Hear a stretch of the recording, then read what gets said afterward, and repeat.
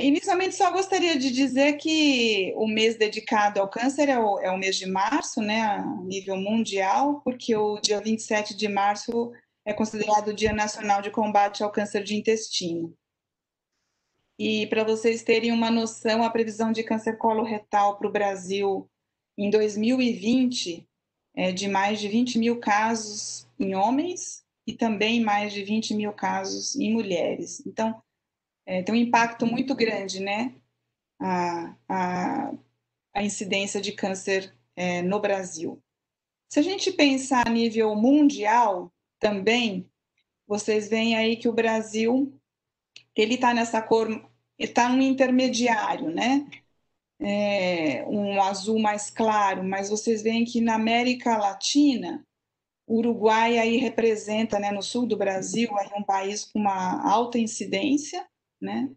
Assim como alguns países aí da Europa e Austrália. Isso em homens. Mais ou menos a incidência se equivale também em mulheres, muito alta incidência, e vocês podem ver no mapa no Canadá, também no Uruguai, países europeus e Austrália. Então, o câncer coloretal representa a neoplasia maligna do trato gastrointestinal mais frequente. Então, se falar em trato gastrointestinal, cólon é o mais frequente em termos de neoplasia maligna. A incidência no mundo e no Brasil agora representa o segundo, tanto na mulher quanto no homem. Então, vocês veem aí o gráficozinho embaixo do INCA, em 2020, mostrando aí colo e reto como sendo na distribuição aí dos 10 tipos mais incidentes para 2020, né, exceto pele não melanoma, realmente o câncer coloretal. A maioria dos casos, a gente sabe que desenvolve a partir de lesões precursoras, né, de pólipos adenomatosos, a gente chama adenomas. A segunda causa por morte por câncer, tanto no homem, a terceira na mulher, e é responsável aí por 8% de todas as mortes por câncer. Aqui no Brasil, a gente vê, tanto no homem quanto na mulher, a incidência um pouco mais elevada nas regiões sul e sudeste. Né? Então, talvez aí valha a pena a gente ter uma abordagem um pouco mais agressiva nessas duas regiões do Brasil. A taxa de mortalidade, se vocês olharem esse gráfico, vocês veem que a partir dos 50 aos 59 anos é que começa a aumentar a taxa de mortalidade, tanto no homem como na mulher. Por isso que está indicada você fazer colonoscopia acima de 50 anos de idade. Né? E vocês vejam essa imagem, muito, assim, tem um impacto muito grande quando nós observamos essa imagem. Então, para vocês terem conhecimento, já no estadio 3 e 4, que são estadios mais avançados do câncer coloretal, se vocês somarem aí 34,7 em estadio 3 e 29,2, isso dá quase, né, mais de 60% dos casos chegam num estadio já bem avançado. Né? Então, isso mostra mais uma vez que a gente tem que fazer o diagnóstico mais precoce. O câncer coloretal nos Estados Unidos, vocês veem que em 2018 foram 50 mil mortes por câncer coloretal. Com isso tem um impacto pessoal e familiar gigantesco, além, claro, do impacto econômico, né? Um custo estimado por paciente de cerca de $70 mil. E esse trabalho é um trabalho clássico, trabalho de 2012, mas é com esse trabalho que nós temos aí todos os indícios de que a colonoscopia com a polipectomia pode aí reduzir a mortalidade pelo câncer coloretal. Então, fazer a colonoscopia e aí fazer o diagnóstico e remoção desses pólipos pode prevenir a mortalidade por câncer coloretal. Também em 2013, já publicado esse trabalho, mostrando que o teste de sangue oculto, seguido da colonoscopia, quer dizer, faça o teste nas fezes, depois a colonoscopia, esse risco aí reduz muito a taxa de mortalidade. Né? isso num tempo de segmento de 30 anos. Então, mostrando novamente que você tem que ter atitudes mais agressivas no sentido do diagnóstico, mais precoce, né? A incidência com rastreamento do câncer coloretal nos Estados Unidos, de 75 a 2014, ela diminuiu 30% entre adultos em 50 a 75 anos por conta todas essas forças para que fossem feito o rastreamento, né? A campanha nacional de saúde pública, eles querem fazer com que 80% aí dos indivíduos sejam realmente rastreados, né? E eles acreditam que até 2030, mais de 203 mil vidas serão salvas se conseguirem atingir esse alvo de 80% de rastreamento, né? É impossível a gente querer falar em rastreamento e falar em 100%, né? Aí, bom, em termos de comparação das várias sociedades, em termos de como começar o rastreamento, com que idade você tem que começar o rastreamento, basicamente todas elas começam com 50 anos de idade, né, e vão até os 75 anos. Algumas sociedades aí falam em termos também de recomendação de intervalo, colonoscopia 10 anos, sigmoidoscopia flexível com 5 anos, e aí vem os testes de sangue nas fezes, né, como o teste guaiaco, o teste imunoquímico, alguns testes em que você usa o DNA, né? Então, assim, só para colocar para vocês aí os vários tipos de testes. Em termos de comparação de sensibilidade e especificidade, e aí com relação do custo também, né? Então, vocês veem que, lógico, a colonoscopia tem uma alta sensibilidade, né? O FIT, ele tem uma excelente especificidade, vocês veem aí em termos de 95%. Né? E lógico que o custo, ele muda muito quando você usa a colonoscopia, vocês veem aí, fica em torno de 800 a $1.000, e o FIT, o teste imunoquímico, vai para $22. Né? Então, aí isso tudo dando indícios de que é preferível você fazer um teste específico e mais barato, claro, a nível de populacional, né? Em termos de custo-efetividade, lógico que todos os métodos são custo-efetivos, né? Tanto o teste de sangue oculto, o imunoquímico, a colonoscopia e a sigmoidoscopia, né? É lógico que se você tiver um FIT, é muito mais fácil que todos sigam, né? E tem uma aderência maior, e aí, claro, fica muito mais custo-efetiva que a colonoscopia, né? Só para mencionar que mais recentemente a tendência tem sido começar o rastreamento com 45 anos de idade, porque eles observaram um aumento da incidência de câncer coloretal num paciente numa população um pouco mais jovem, né? Mas é aquela coisa, se no Brasil a gente ainda não consegue fazer um rastreamento com 50 anos, então acho que no nosso meio, se a gente pensar a nível populacional, talvez seja melhor manter os 50 anos. Assim que a gente tiver realmente todo um empenho a nível nacional e conseguir implementar de verdade esse rastreamento, a gente possa começar depois com 45 anos. Não estou falando a nível de consultório. Se tiver um consultório com um paciente com 45 anos, você pode indicar até uma colonoscopia direto, né? Diferente da gente falar em termos de rastreamento populacional. Então, o rastreamento ele pode salvar vidas, contudo, ele é pouco realizado nos indivíduos assintomáticos entre 50 e 75 anos. Né? Então, esse é o nosso grande objetivo, né? Fazer esse rastreamento. E o que na verdade representa o rastreamento? Então, ele previne o câncer coloretal, tem grande impacto no diagnóstico e prognóstico, assim como nas taxas de morbimortalidade, tem relevância ainda maior no estágio inicial, né, pela possibilidade de cura com altas taxas de sobrevida livre de doença em 5 anos, além de implicações diretas na qualidade vida. Felizmente, os programas de rastreamento estão se expandindo no mundo. A mudança de sangue oculto nas fezes, né, como o guaiaco, ou guaiaco, como alguns falam, para o teste imunoquímico fecal tem levado a um aumento na adesão aos programas de rastreamento.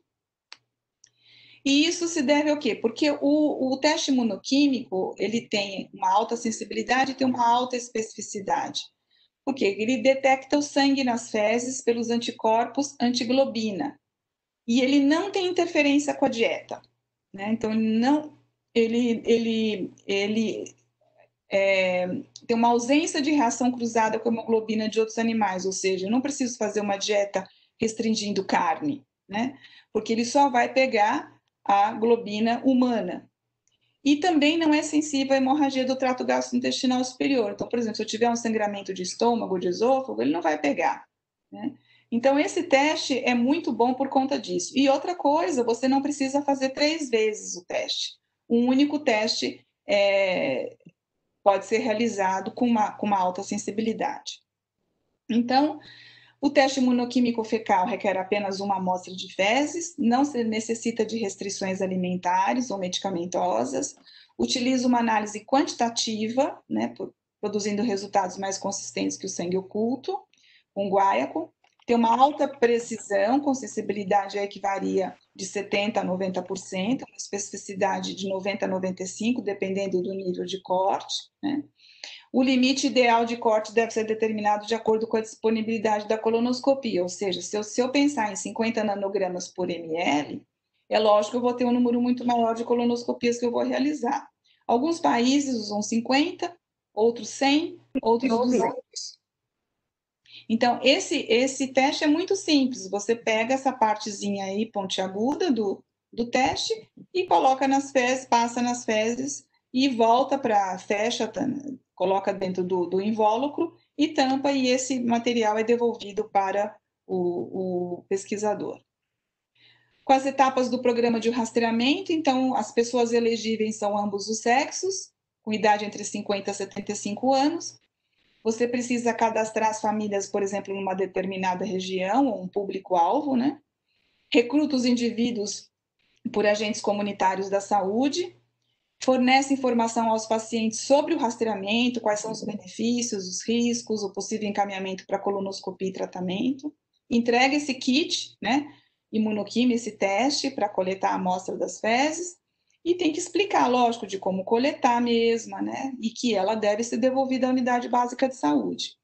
Se o FIT for positivo, esse paciente é encaminhado para colonoscopia, que durante a colonoscopia, se eu tiver encontrar lesões menores que 2 centímetros, elas são ressecadas no mesmo procedimento, ou se forem lesões maiores que 2 centímetros, ou mesmo com alguma suspeita de malignidade, aí é feita a biópsia, ou então encaminhado para uma ressecção endoscópica ou cirúrgica, ou até tratamento oncológico num centro especializado.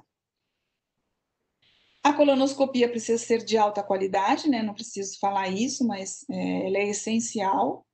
E quais são os parâmetros que você mede se a colonoscopia é precisa ou não, né? Pode dar um diagnóstico mais preciso. Eu preciso de um preparo adequado do colo, eu preciso de uma alta taxa de intubação secal, o tempo de retirada tem que ser suficientemente adequado para que eu possa olhar com calma toda a mucosa do colo, e eu tenho que ter um colonoscópio de alta definição, né? Não precisa ter magnificação, mas eu preciso que tenha um colonoscópio de alta definição. Então, do nosso trabalho, eu vou só mencionar um pouquinho qual que foi o objetivo do nosso trabalho, foi avaliar a possibilidade de implementar esse programa de rastreamento organizado, né, de câncer coloretal através desse FIT. E aí mostrar todos os achados colonoscópicos nessa população FIT positivo. Então, para vocês entenderem como tudo foi organizado, o que a gente precisava fazer? Primeiro, nós precisamos ensinar o agente comunitário da saúde a importância do rastreamento, para que ele possa passar para a população essa devida importância. Então, eles tinham que entender toda a problemática, toda a situação do aumento da incidência e como é importante você fazer um diagnóstico precoce para que seja passado isso para a população. E nós escolhemos um bairro da Zona Leste de São Paulo, que é local da Santa Marcelina, né? E indivíduos, então, de 50 a 75 anos foram convidados a participar. Aí nós fizemos, então, recrutamento em visitas domiciliares. Então, não só nós chamamos esses indivíduos para as consultas, então vocês veem aí no posto os agentes comunitários ensinando todo mundo e dando palestras, né? E quando as pessoas não podiam ir até o postinho, eram feitas então visitas também domiciliares para a entrega dessas amostras e do questionário. E essas amostras eram entregues em 3 unidades básicas de saúde. Para vocês terem ideia, foram mais de 500 profissionais envolvidos nesse projeto. Nesse projeto, então, nós convidamos mais de 10 mil pessoas que foram submetidas ao FIT. E vocês aí percebam, olha, esse dado é um dado muito importante, que quase 60% desses indivíduos não tinham um ensino fundamental completo, ou até nunca frequentado, então foi muito difícil às vezes, levar informação para essa população, né? E, claro, as mulheres realmente sempre aderem mais, né? Mais 60% aí foi do sexo feminino. E os profissionais muito, muito engajados, eles conseguiram entender toda a problemática e sempre, por exemplo, quando tinha o Outubro Rosa, que os pacientes iam para essas unidades aí para fazer alguma coisa na mama, algum teste, algum exame, eles então aí já aproveitavam e já ensinavam e já orientavam os pacientes. A mesma coisa com no câncer do mês do câncer da próstata. Então, assim, sempre muito engajados e tentando muito fazer com que as pessoas participassem do projeto. Adicionalmente, a gente também dava esse dispositivo para que eles coletassem as fezes de uma maneira mais fácil, né? Então, você acoplava isso na tampa do vaso e aí era mais fácil de você passar aquela, né, a plaquinha do teste imunoquímico para coletar as fezes. Esses pacientes, então, depois que eles tinham sangue positivo nas fezes, o FIT positivo, eram encaminhados para fazer colonoscopia no Hospital das Clínicas, lá no Centro Diagnóstico de Gastroenterologia, que fica ali no segundo andar do prédio central do Hospital das Clínicas. Os endoscópios, eles tinham alta definição, tinham também magnificação de imagem, as lesões menores que 2 centímetros eram ressecadas, e como eu disse, depois as lesões malignas ou suspeitas ou maiores que 2 centímetros eram feitas biópsias e os pacientes remarcados por uma ressecção endoscópica ou cirúrgica. Essa foto que está aí é do ICESP, porque todos esses pacientes que tinham lesão maligna ou que precisavam de uma dissecção submucosa eram encaminhados para o Instituto do Câncer diretamente. Então, eles tinham uma porta aberta. Então, nós não só fazíamos o diagnóstico de que eles tinham sangue oculto, fazíamos a colonoscopia, lesões pequenas eram retiradas e lesões suspeitas e malignas, os pacientes eram encaminhados para o Instituto do Câncer diretamente. Então, aqui só um algoritmo desses 10 mil FIT realizados, 9.882 foram válidos, 7,3% eram FITs positivos, essa é uma porcentagem que está dentro da literatura, varia mesmo de 7% a 8%, então 771 pacientes deveriam ter sido submetidos a uma colonoscopia, e vejam que só 533 foram para a colonoscopia. Quase 70%, esse número é muito bom em termos de literatura, mas vocês veem que mesmo o paciente tendo sangue oculto positivo, ele às vezes não vai fazer colonoscopia. Então, mais de 30% aí não foram realizar colonoscopia. Doutora, eu não estou sentindo nada, porque ainda está numa fase inicial, né? Mas, enfim, faz parte do projeto a gente tentar chamá-los novamente. Alguns a gente chamou 2 até 3 vezes, mas realmente eles não foram para a colonoscopia. Mas só para vocês saberem que essa taxa é muito boa de adesão à colono, em torno de 70%. Aqui só alguns exemplos de adenomas, então lesões pequenas ou com magnificação de imagem, isso é um adenoma de baixo grau. Um outro adenoma, também de baixo grau, vocês veem aqui com cromoscopia digital, né, realçando a lesão, pequenininha. Aqui passando com uma alça de polipectomia para retirar o pólipo. Aqui uma lesão mais plana, né? Uma lesão ali plano elevada, mas também se mostrou um adenoma de baixo grau, foi feita uma mucosectomia, vocês veem que injetando aí solução salina para elevar a lesão. Aqui já era um adenoma serrilhado, na região de cólon ascendente, também foi submetido a uma mucosectomia. Um outro adenoma acéssio serrilhado em região de seco, veja uma lesão bem pequena, né? E depois aí com magnificação de imagem, mostrando um padrão serrilhado. Essa é uma outra lesão, também uma lesão lateral spreading tumor, né, uma lesão, um LST, foi um adenoma tubuloviloso de baixo grau, também ressecado pela colonoscopia. Aqui já uma lesão mais polipoide, né, um pólipo pediculado, que era um adenoma tubuloviloso de baixo grau, também submetido a uma mucosectomia, esse um outro túbulo viloso, baixo grau. Então, vocês veem aí a vantagem de você poder fazer uma ressecção, essas lesões foram todas ressecadas por via endoscópica, né? Outro baixo grau. Aqui já uma lesão de alto grau, esse paciente tinha duas lesões, essa lesão, esse LST no cólon ascendente, e no sigmoide é uma lesão pediculada, a pediculada era um alto grau e o ALST no colo ascendente era um adenoma de baixo grau. Mas vocês veem aí o FIT dando 59 nanogramas por ml. Um FIT bem baixo, né? Mas acima ainda dos 50. E aqui um túbulo viloso de alto grau, também com ressecção endoscópica. Essa é uma outra lesão, foi um adenocarcinoma in situ, né, no cólon descendente. Eu vim puxando o colonoscópio, vi essa área um pouquinho elevada ali. Quando eu encostei a pinça de biópsia para poder olhar melhor a lesão, eu vi que ela era um pouquinho maior do que eu imaginava. Foi feita uma mucosectomia, então, tratamento feito por via endoscópica. Esse é um adenocarcinoma em adenoma. Esse paciente foi encaminhado para o ICESP. Essa aqui uma outra lesão aí, uma lesão, um LST também, região de reto, um adenoma túbulo-viloso, isso foi ressecado pelo Dr. Fábio Coagutti, pelo método da dissecção endoscópica da submucosa, era uma lesão de 8 centímetros, né, aí tratada no Instituto do Câncer, que veio como um adenocarcinoma também in situ. E aqui um LST, também invadindo aí, aqui só invadia o SM1, então, o paciente também tratado, foi ressecado aí por mucosectomia, né? E era um adenocarcinoma bem diferenciado. Veja um FIT aí, um FIT não tão alto de 69. Aqui já um adenocarcinoma tubular moderadamente diferenciado, um sigmoide, né? Tinha um pedículo aí com uma margem positiva, um RAD de 3, né? E esse caso foi encaminhado para o ICESP, já uma invasão SM2, a gente nem tentou ressecar, porque vocês veem aí que já tem uma convergência de prega diferente e uma irregularidade aí mostrando ser já uma invasão maior da submucosa.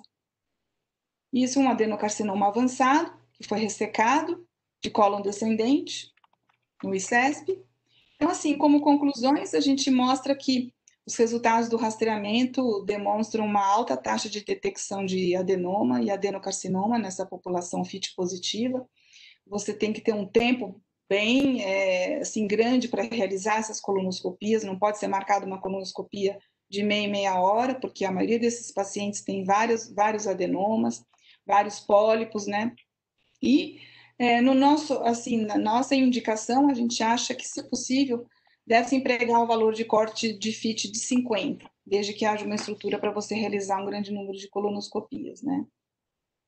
Então, muito obrigada, era isso que eu queria falar, e eu espero que tenha contribuído aí para vocês verem como que se faz um protocolo, um projeto de rastreamento, e que a gente espera que isso seja implementado a nível nacional em breve, né? Muito obrigada pelo convite, Juliana, Graça. Não sei se eu falei demais. Imagina, doutora, eu que agradeço, a gente que agradece aí pelo conteúdo muito interessante. Muito bom mesmo, muito informativo. Parabéns. Parabéns pela Obrigada. pesquisa. Uhum. Uhum. Oi, Graça. Graça, você nos ouve?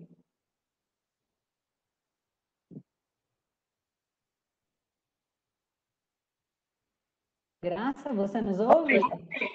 Do cá. Meu Deus, tudo bem? Tá me ouvindo? Tô, Olá, sim. Graça, estamos te ouvindo, agora estamos te ouvindo. Nossa, desculpa, gente, que atrapalhada. Nossa, Adriana, que maravilha. Excelente trabalho, excelente trabalho. Realmente, assim, para a população, isso é super importante, principalmente para a população mais carente, né, que não tem acesso, que Sim. não recorre a médico porque não tem condições. Então, o pessoal ir até eles, nossa, isso é um trabalho maravilhoso. Excelente, muito bom, porque é uma doença realmente muito difícil, muito complicada, né? Parabéns pelo seu trabalho, parabéns pela palestra, aula. Eu consegui ver tudo, eu consegui ver tudo. Muito bom. Obrigada. E eu não sei se você falou a idade das pessoas, desse trabalho, dos pacientes que você está levantando esse trabalho. Você colocou sobre isso? Quais são 50 a 75 anos. 50 a 65 anos, né? 50 a 75. 75. É 75, certo.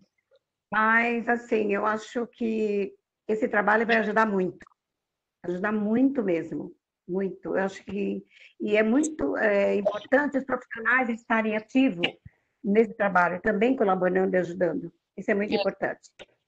A gente tem que implementar agora em outros locais, né? A gente vai começar a fazer agora a nível dos funcionários da instituição, do Complexo HC.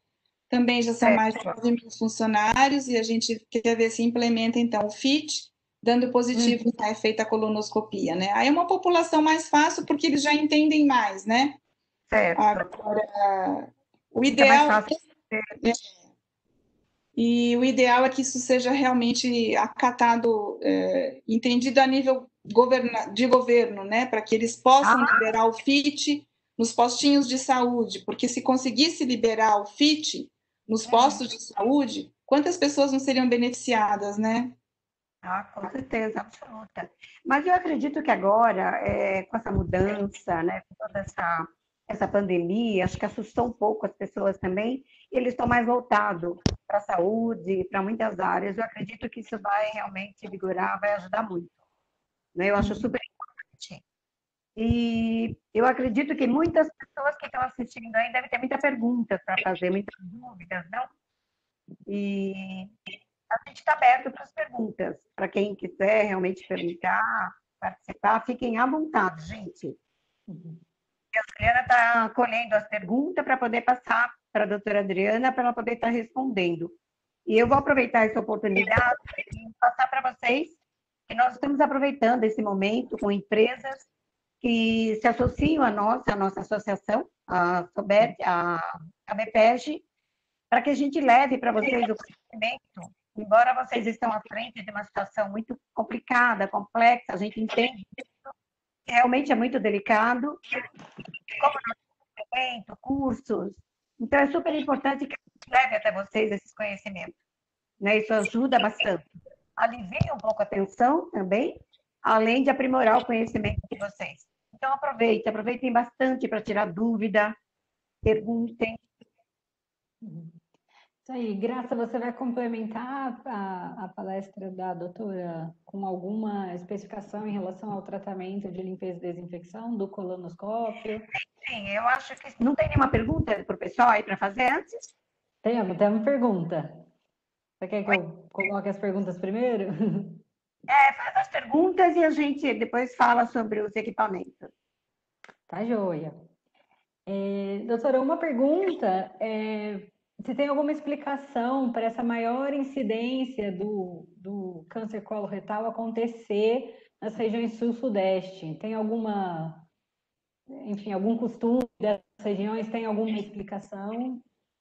A grande parte do motivo do câncer coloretal é dieta, sabe, Juliana? Então, assim, a gente sabe que os estados que são mais industrializados e que seguem muito a linha americana de fast food, e a comida tem um impacto muito grande a dieta tem um impacto muito grande no câncer coloretal, né?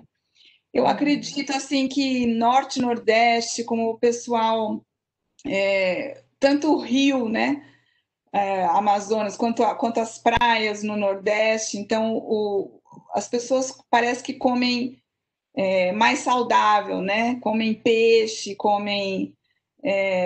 Eu acho que isso tem um impacto muito grande. Obesidade também, você vê que no Nordeste a obesidade é bem menor, porque talvez pelo mesmo motivo, né? Que as pessoas andam muito, caminham em praia e tudo mais. Então, acho que são fatores aí que podem influenciar bastante, né? E aqui São Paulo né, São Paulo, Paraná é a cópia assim americana, né, do estilo de vida e maneira de dieta, né? Acho que isso tem um impacto muito grande. Fora, claro, a parte genética, né? E tabagismo também influencia muito nesses casos, né?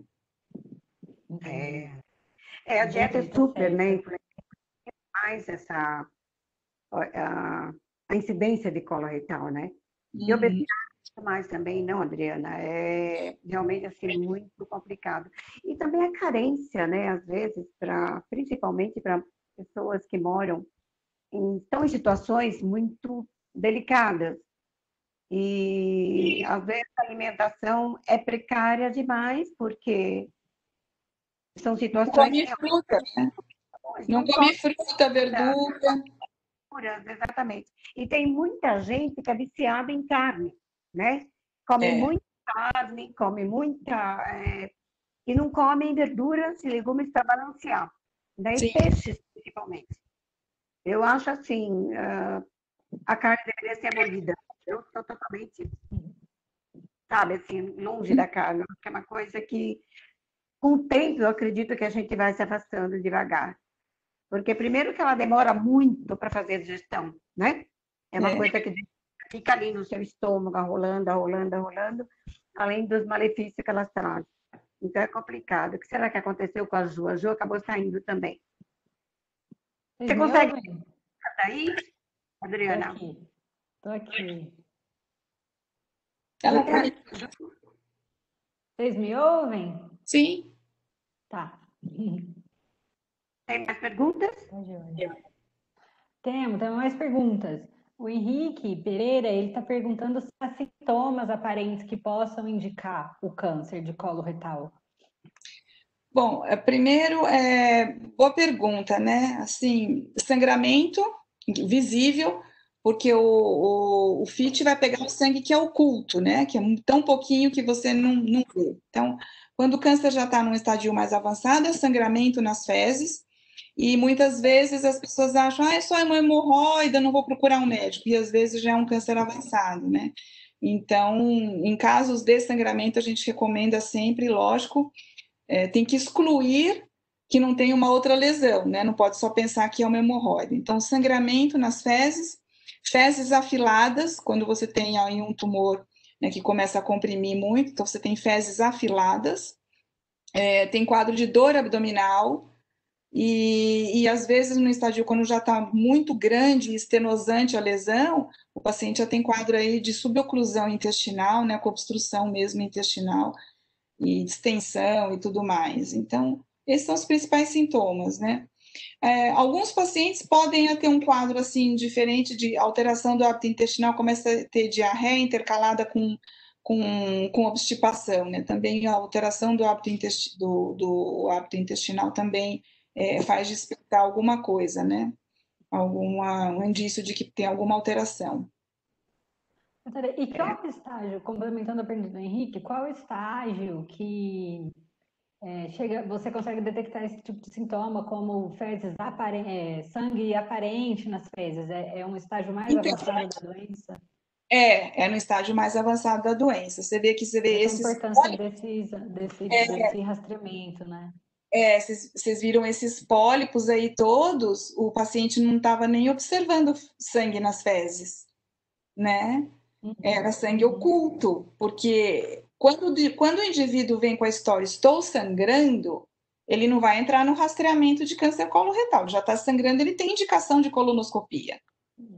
Então, o que entra no rastreamento é um indivíduo assintomático, ou seja, ele não tem sintoma, E aí vai, faz o FIT e tem um sangue oculto positivo, bem pouquinho, que não é visível, né, a olho nu. Então, quando sangra, é porque já está num estadio já bem mais avançado mesmo, né? E aí já é estadio geralmente 3, 4. Geralmente são adenocarcinomas já metastáticos, né? Porque são de anos de evolução que já estão comprometendo a luz e fazendo um sangramento já maior, né? Então, geralmente, não que um pólipo grande não possa sangrar visivelmente. Se ele ulcerar a superfície, ele sangra que o indivíduo vai ver nas fezes. Mas vocês viram aí vários pólipos pediculados que as pessoas nem perceberam sangue, né? Então, geralmente é no estádio mais avançado. Complicada, né? Agora, o que a gente, assim, lógico que a colonoscopia, então, ela é feita. Se, por exemplo, se eu tenho história familiar de câncer de intestino, vamos supor, teve um pai, teve câncer com 55 anos. O filho deve começar a fazer colono com 45 anos. Então, assim, quando Mas é você uma tem... pergunta da Cristiana Risse, doutora, se a família tiver casos, quando que a gente deve começar a fazer, né, exames? História familiar aí está totalmente fora do rastreamento, né? Ela é obrigada a fazer colonoscopia já direto. Aí a gente não vai nem para FIT, a gente já vai para colonoscopia direto. E aí, geralmente, 10 anos antes da idade do parente que teve o câncer. Então, por exemplo, se o pai teve com 55, ele tem que começar a colonoscopia com pelo menos 45 anos de idade, né? E aí rastrear todos os filhos, né? Agora, por exemplo, se eu tive um avô que teve câncer com 80 anos, aí você não vai começar só com 70. Né? Aí você entra no rastreamento com 50 anos de idade. Né? Aí sim tem que fazer o rastreamento com 50 anos de idade. Né? Eu digo nos pacientes 65, 55, você tem que começar mais cedo. Né? E aí é direto colonoscopia. Né? Entendi. Outra pergunta do Henrique é quais são os riscos associados ao procedimento de colonoscopia, e eu já emendo que a importância de você ter um rastreamento, né, de ter um diagnóstico por meio de um exame como o FIT, né, que você não, acredito eu, né, a doutora pode complementar.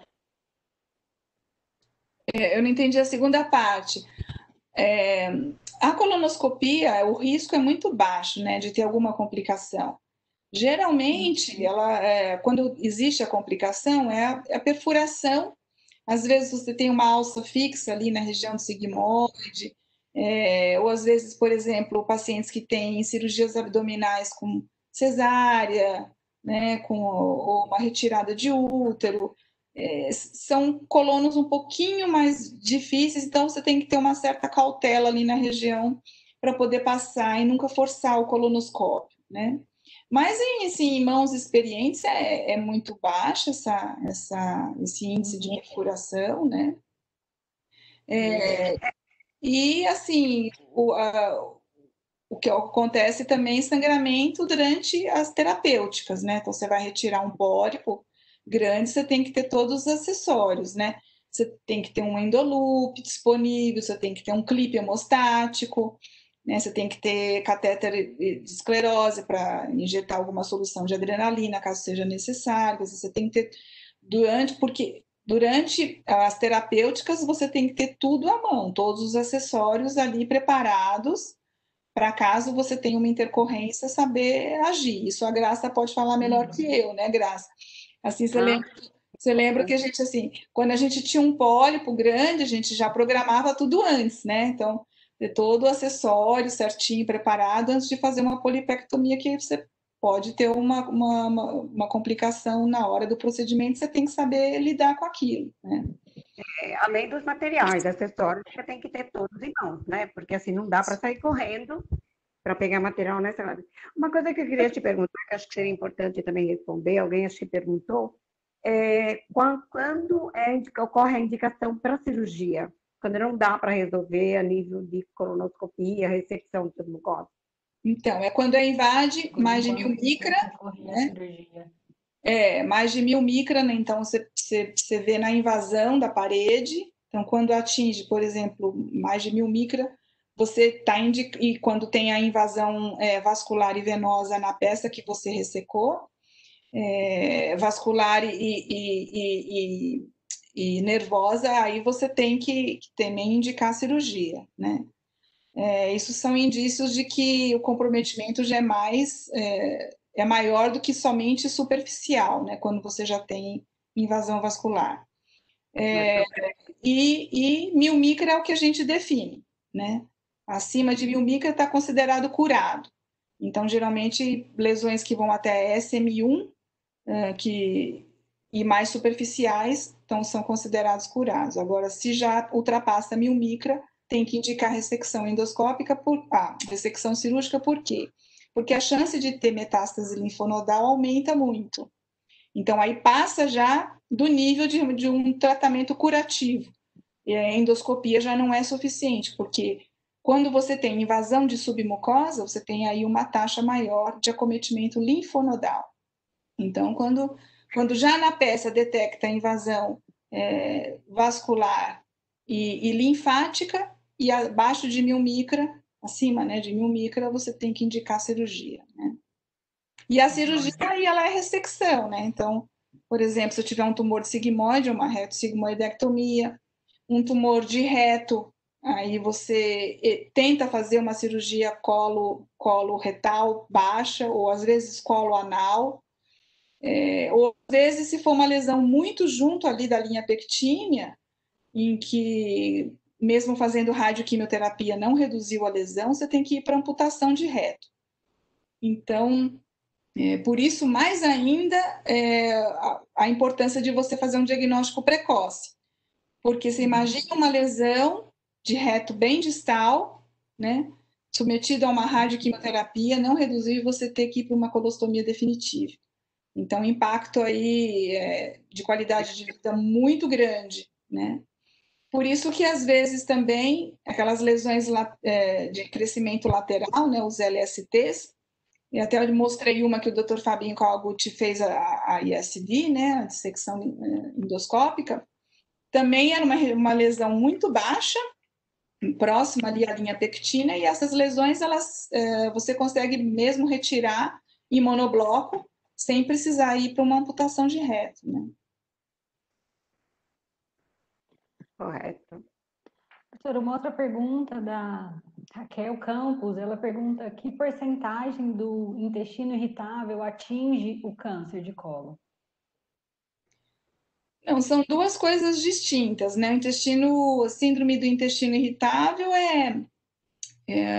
assim, quando você tem uma disfunção do órgão, ele é um diagnóstico muito difícil de se realizar, você alterna quadros de diarreia com obstipação, né? E aí o câncer de cólon já é uma outra coisa. Aí você já tem mutação, você já tem uma alteração, segue aquela sequência adenoma, carcinoma, né? Aí com mutações genéticas, né? Associações aí de mutação, né? Complicado. Entendi. Outra pergunta que chegou aqui, doutor, eu acho bastante importante até para os leigos, assim, você indicou a questão da dieta, né, como pode ser um fator causador, né? Sim. Uhum. Câncer de colo retal.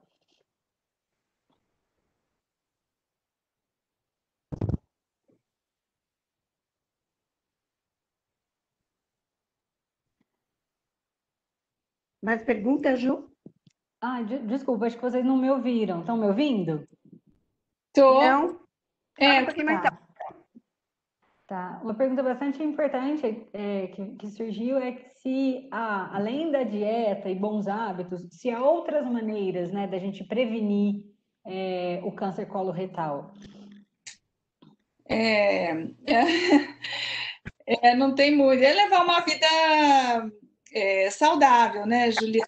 Assim, fazer atividade física, né, frequente, evitar a obesidade, né? Você tem que comer saudável, você tem que comer frutas, você tem que comer verduras, você tem que comer fibra. O importante é você comer fibra. Então, às vezes as pessoas acham que só comer uma fruta só é suficiente. Você tem que comer fibra, né? Então, por exemplo, o que eu falo muito para os pacientes é tem que comer a laranja, o bagaço da laranja, né? Você tem que comer a mexerica, o bagaço da mexerica. Comer manga, né? Que tem bastante fibra. Então, assim, bastante verdura, né? Então, assim, e eu acho que cereal também ajuda bastante, sabe? Você comer aveia, você comer granola, eu acho que são alimentos saudáveis, né? E, assim, é isso, é comer bem, evitar o tabagismo, né? Evitar muita coisa condimentada, sabe? Tem gente que usa muita pimenta, muita coisa, né? Eu acho que essas coisas muito processadas devem ser evitadas. É lógico que tudo com regrado não vai ter interferência, né? É lógico que você também tomar álcool tomar taça de vinho, isso não vai prejudicar, né? Então é ter hábito saudável, né? Comer bem e lógico, aí se você tiver história familiar de câncer de intestino, aí você tem que partir para uma pesquisa mais precoce, né? Quem sabe aí só já direto com colonoscopia, como eu falei, 10 anos antes da idade do teu parente, né? Que teve o câncer. O diagnóstico, né? E é isso, acho que tem que levar uma vida saudável, né? Tá joia.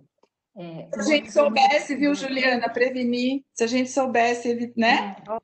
Mas é muito a regrinha básica, né, do vida saudável, né? Previne um monte de coisa, assim, né? É, Tá joia. Outra pergunta que chegou, doutora, do Anderson Moraes, qual é a configuração mínima exigida do colonoscópio para se aferir, né, o tamanho da lesão que vai exigir, a lesão que vai exigir uma intervenção cirúrgica?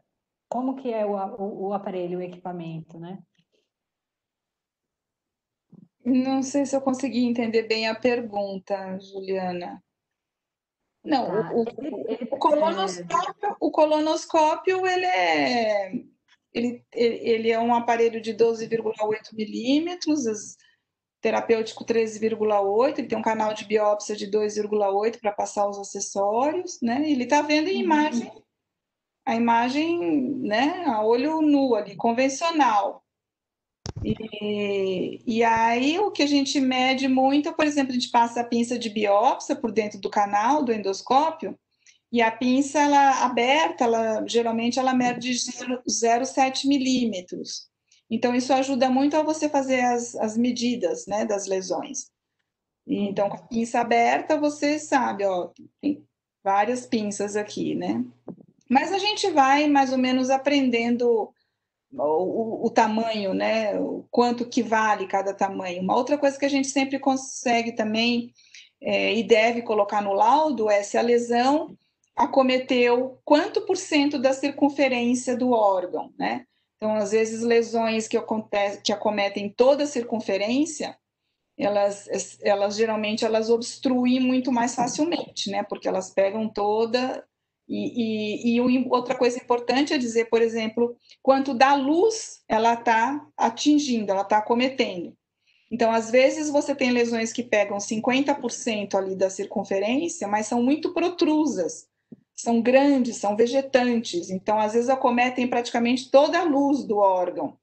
Essas lesões também podem causar um quadro aí facilmente de uma obstrução, né? Então é isso, a gente precisa saber sempre descrever muito bem o laudo da colonoscopia, né? Então, a lesão mede 3 milímetros, tem superfície irregular, não tem, tem depressão central, não tem, né? É uma lesão plana, é uma lesão polipóide, é uma lesão, né? Então, tem que ser tudo muito bem descrito, né, no laudo. E aí vai para a magnificação de imagem. A magnificação de imagem, você tem aí classificações, principalmente a classificação de Kudo, que aí mostrando o aspecto das criptas e aspecto vascular, pela magnificação você consegue aferir o grau de profundidade de invasão da submucosa. Talvez seja isso que ele tenha querido, né? Acho que talvez seja esse o alvo da pergunta.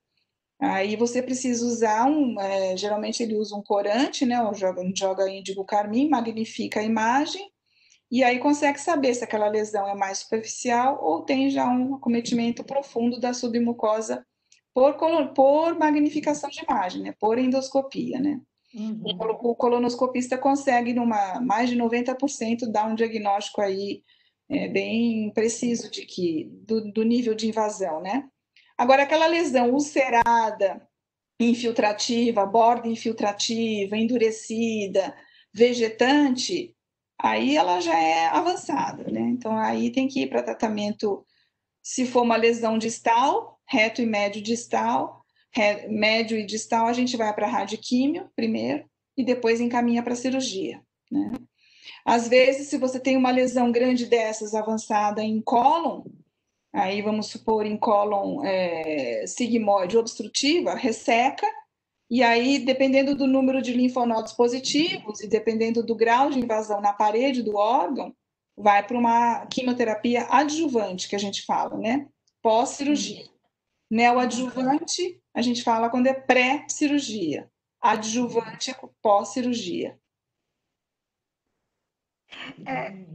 Eu acho que, aproveitando a oportunidade dessa pergunta, como você orientaria a importância do profissional, por exemplo, do conhecimento dele em relação a materiais necessários para esse procedimento? Quando você está numa sala, procedimento, o que ele deve ter atenção para montar essa sala? Quais materiais seriam essenciais que não pode faltar? Excelente pergunta, Graça. Então, a gente precisa ter, primeiro de tudo, uma pinça de biópsia, né? Isso você contando que o cólon está limpo, né? Que o cólon tem que estar limpinho com preparo adequado, né? Você tem que ter pinça de biópsia, você tem que ter um catéter de esclerose, para que você possa injetar solução salina caso você queira fazer uma mucosectomia.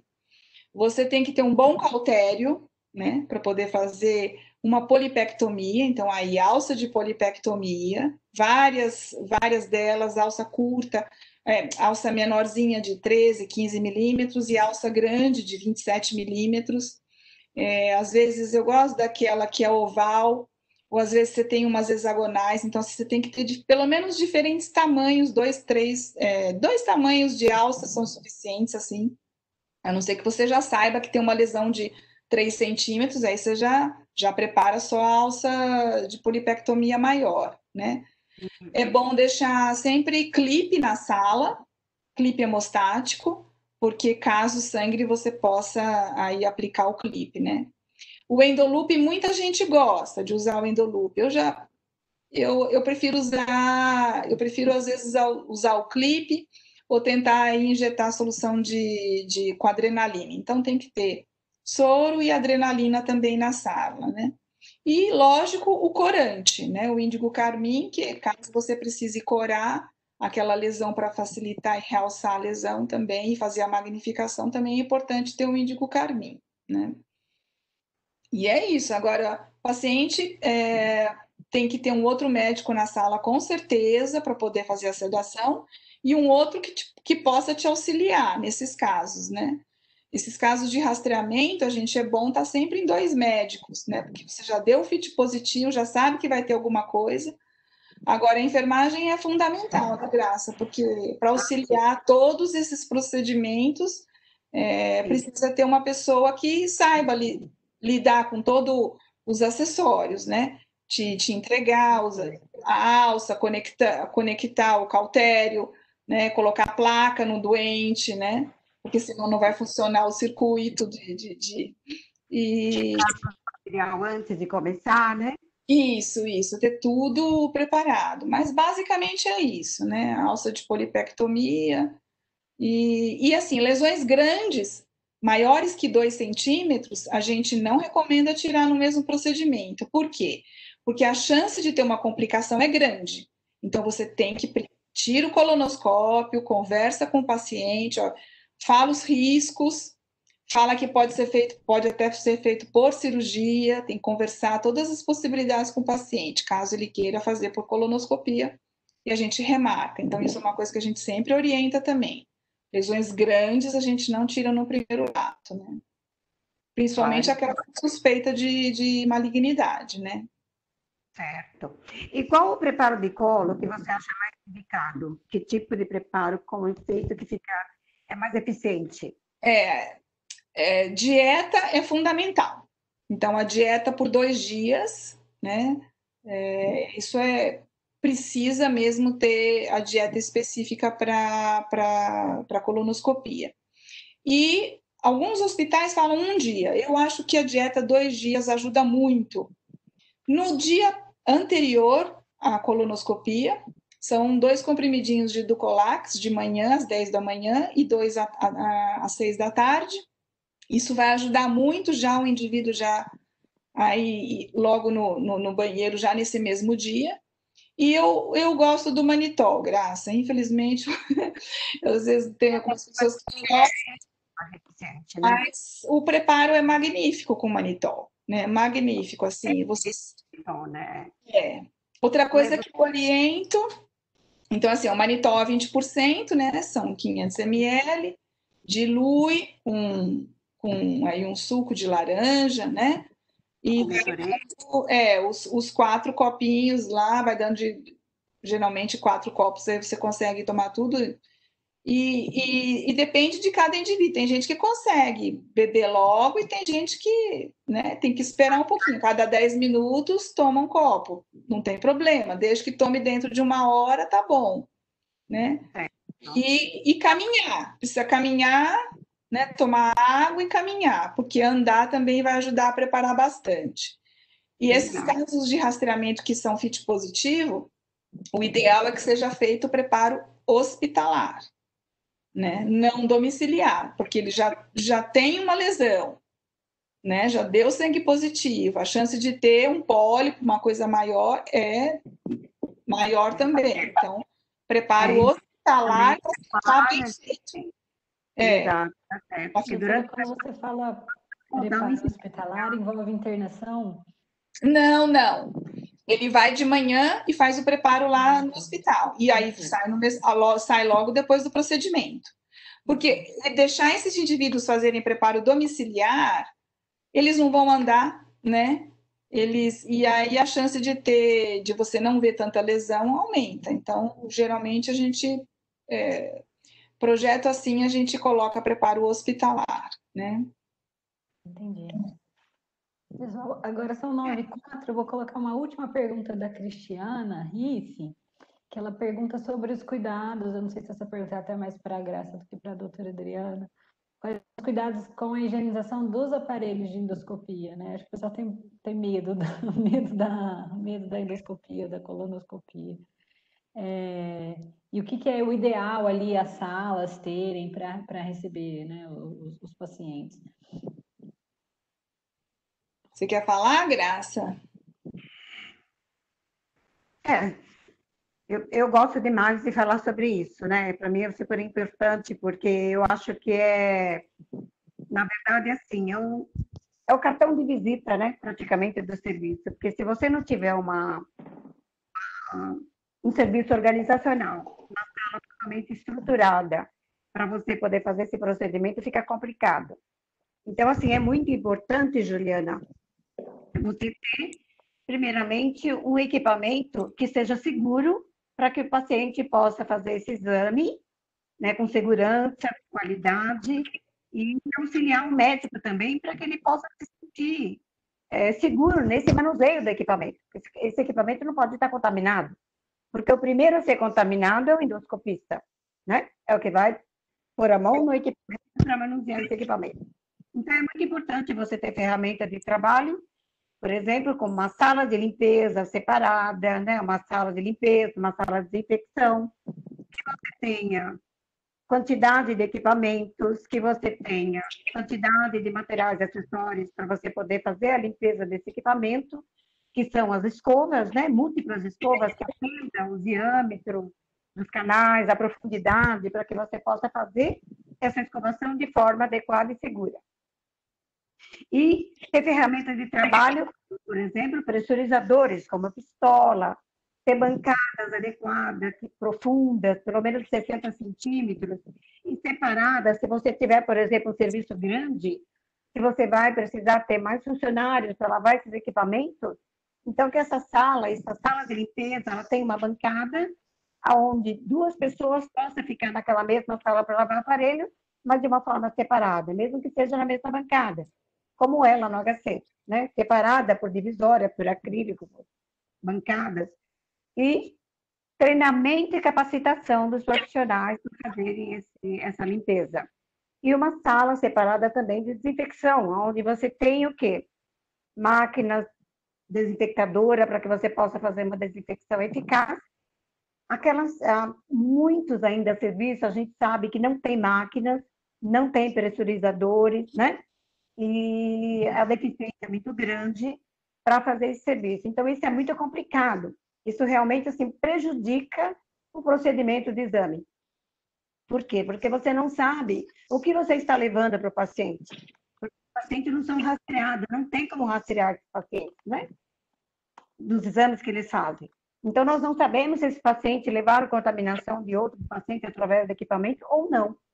Então, é muito importante que a gente tenha essas ferramentas de trabalho. Eu preciso ter essa ferramenta para poder assegurar o procedimento do exame, assegurar o paciente naquele procedimento.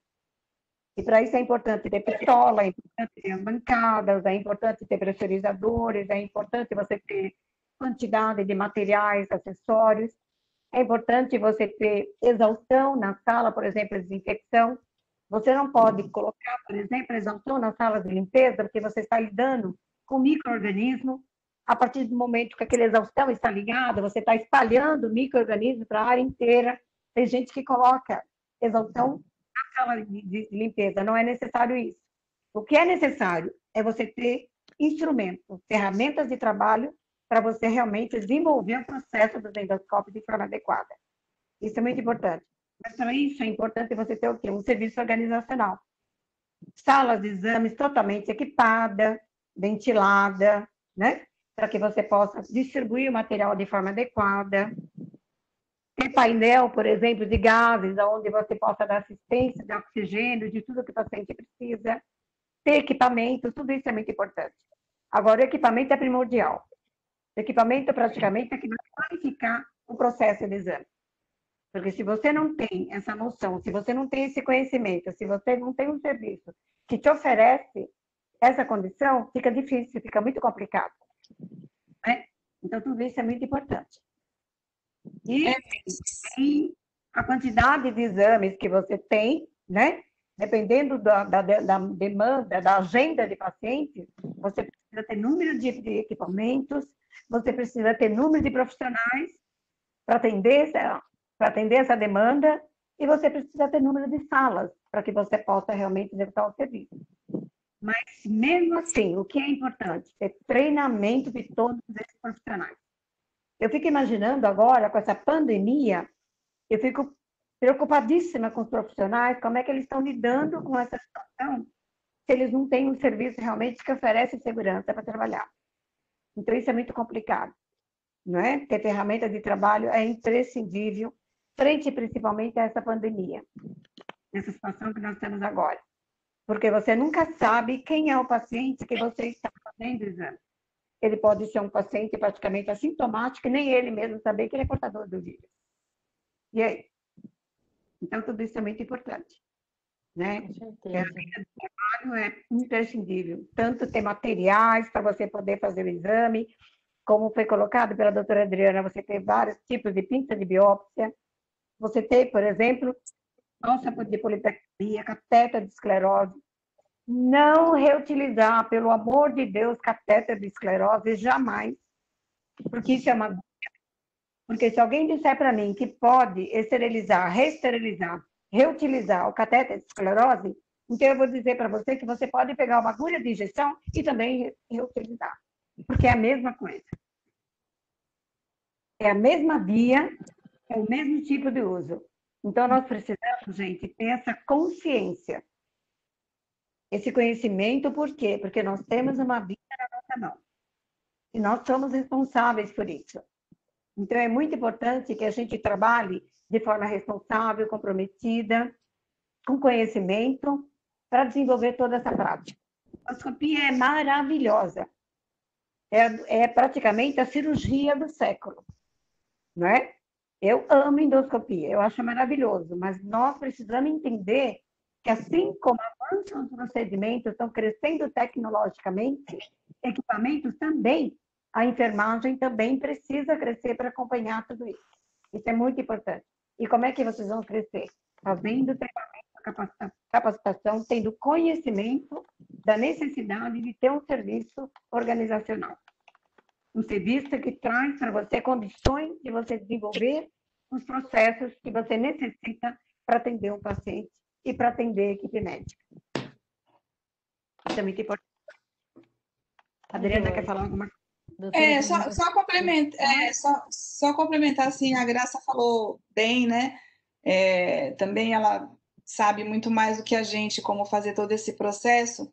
E a gente aprendeu muito com a Graça, né? Trabalhando juntas lá no HC. Mas é isso mesmo. Então, o que a gente faz, assim, sempre quando você acaba um procedimento de colonoscopia, sempre já aspira um enzimático e já aspira água, né? Então, se você já tira muito daquele fluido contaminado dos canais. E esse aparelho ele é colocado numa caixa, num Tupperware bem grande, que é um Tupperware aí sujo. Ele tem uma coloração já, ele é vermelho e tal, que é o Tupperware sujo. E você, depois que colocou dentro, aí você tira a sua luva, para você carregar essa caixa, coloca uma outra luva, porque aquela caixa é suja, mas não, você não vai usar a mesma luva que você fez a colonoscopia para segurar a caixa. Aí você leva a caixa suja, então isso vai para uma sala, uma antessala, né, que a Graça falou, que é o material sujo, que vai ser feita a lavagem. Então, a primeira lavagem é uma lavagem manual, e lá você já faz o teste de vazamento, para ver se não tem alguma perfuração no colonoscópio e tudo mais.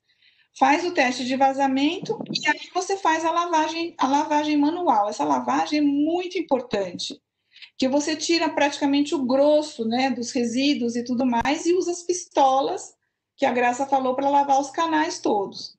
A partir do momento que esse aparelho, então, está limpo manualmente, ele vai aí realmente para desinfecção, não é isso, Graça? Com sangue antes, nas máquinas de desinfecção. Então, ficam lá, tem ciclos de 20 minutos, tem ciclos de um pouco menos, mas aí, a partir do momento que sai o aparelho, ele é secado, né? Que ele tem que estar com todos os canais aí secos, sem gota de água. Existem outras ferramentas também para você secar os canais. O aparelho também com ele enxugado por fora e é colocado numa caixa limpa, né? Quando você vai pegar o aparelho, você já põe numa outra caixa, que é uma caixa amarelinha, limpa, para diferenciar da vermelha. Então, assim, o cuidado é fundamental para que você não contamine uma pessoa, né, para outra. Então, isso faz parte mesmo, é como a Graça falou, tem que ter uma coisa muito organizada e pessoa treinada para manusear a limpeza desse aparelho, né, Graça? E principalmente a escovação é algo que a gente precisa se entender que é uma escovação mais profunda, né? Não é simplesmente passar a escova, chegar até a pontinha do aparelho e voltar de novo. Porque o que você está fazendo com isso? Você está levando matéria orgânica e trazendo matéria orgânica novamente. Então, você tem que utilizar uma escova que tenha 2 cerdas nas pontas de estágio, uma em cada uma. E aí você vai introduzir essa escova seguida com detergente enzimático, né? Utilizando o pressurizador de água também. Você vai introduzir de uma só vez. Você vai empurrando, né? E vai vendo, porque à medida que você fica no vai e vem, você está trazendo bactéria e você está aspirando aquilo. Você está se contaminando. Então, você precisa ter essa técnica. Você vai introduzindo a escova, porque a primeira cerda, a responsabilidade dessa primeira cerda, ela vai desagregando, ela vai despregando a matéria orgânica que está na parede do endoscópio, do equipamento. E a segunda cerda vai puxando aquela matéria orgânica que você desagregou, que você despregou, e com o auxílio da pistola, com a água, você vai tirar totalmente essa escova para fora e vai jogando água, jogando detergente enzimático para toda aquela secreção ir saindo. Você repete isso, essa escovação, sempre lavando a escova antes de retornar com a escova no interior do endoscópio novamente.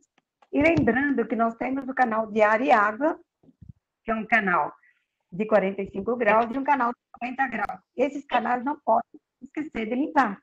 Então, é um canal, por exemplo, de 90 graus, onde você tem o ângulo reto. E um canal de 45, que você faz uma curva. Então, ele entra na lateral do equipamento. E é muito importante. E não esquecer, principalmente, também, do duodenoscópio, que tem o quê? O canal do elevador.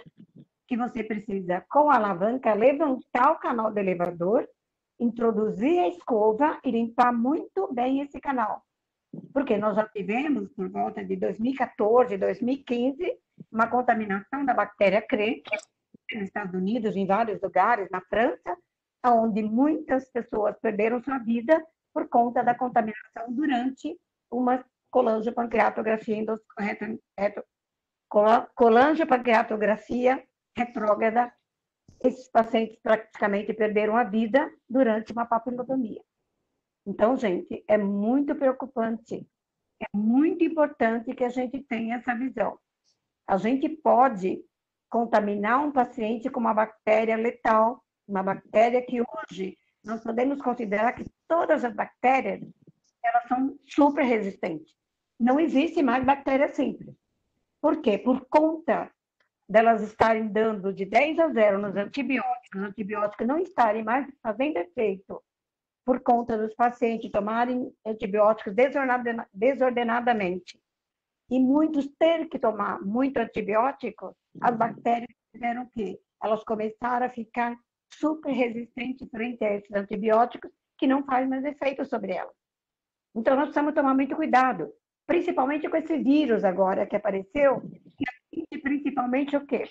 Atinge o pulmão, não é? Onde o paciente desenvolve o quê? Uma bronquipneumonia, e ele vai tomar o quê? Antibiótico.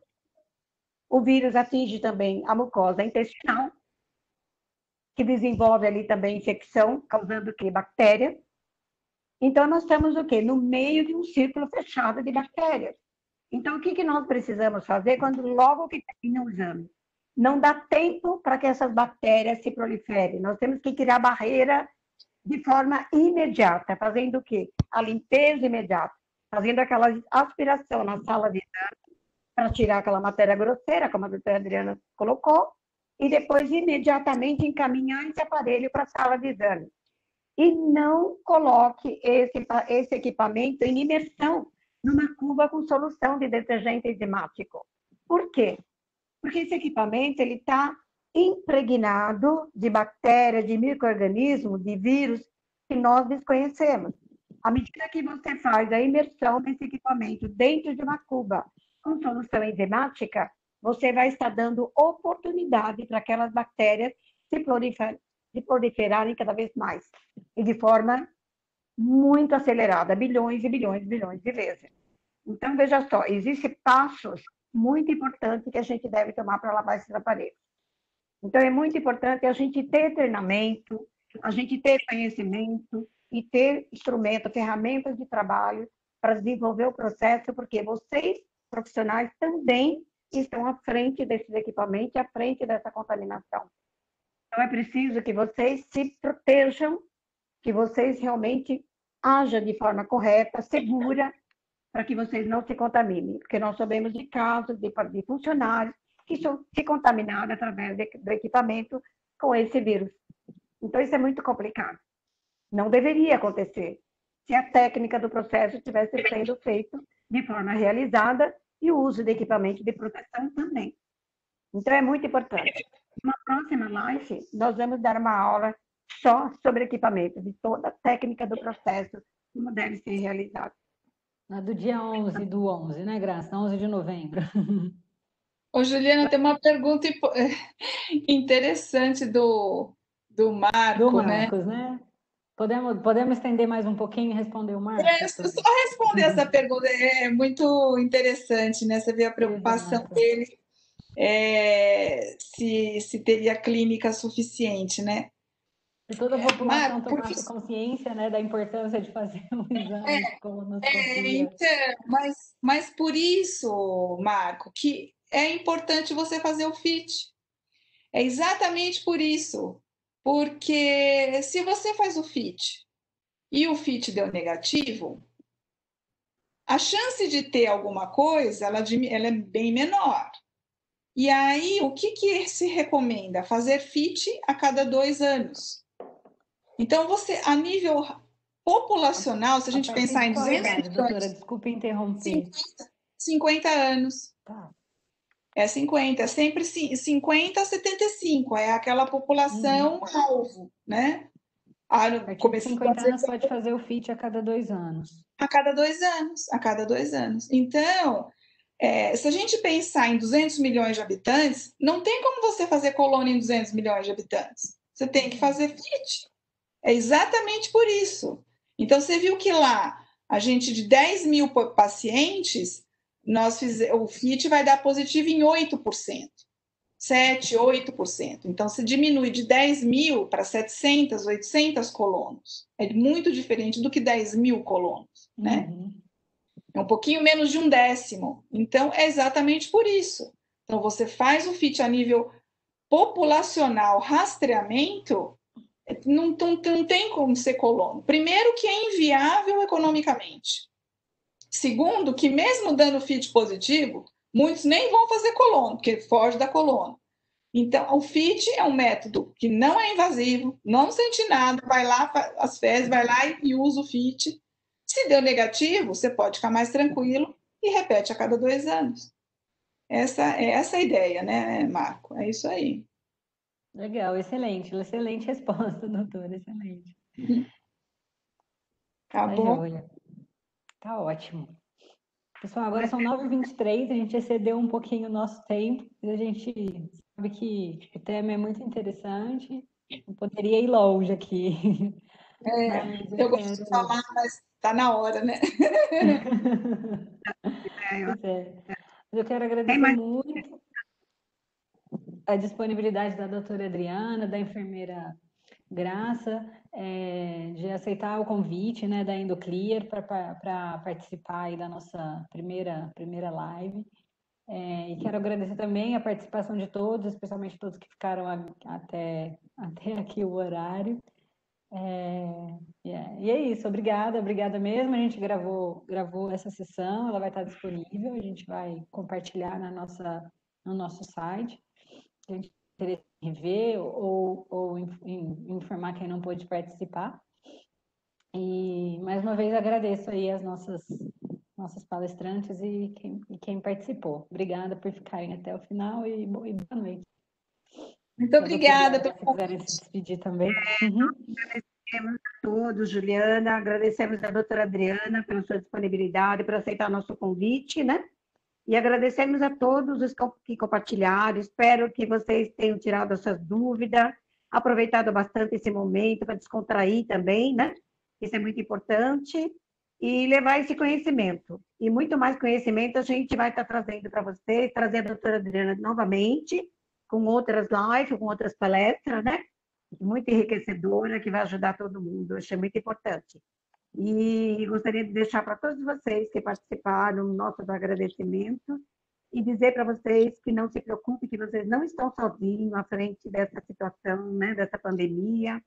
Vocês estão muito protegidos por Deus, por esse trabalho, porque é tão gratificante, é um trabalho de responsabilidade, é um trabalho de doação, e não tenham medo, porque vocês têm proteção para isso. E nossas preces estão sempre presentes para todos vocês, com muito carinho, e estamos aqui para ajudar juntos de vocês, levando esse conhecimento, para que vocês possam, pelo menos, relaxar um pouco e não perder essa continuidade do conhecimento, que é muito importante.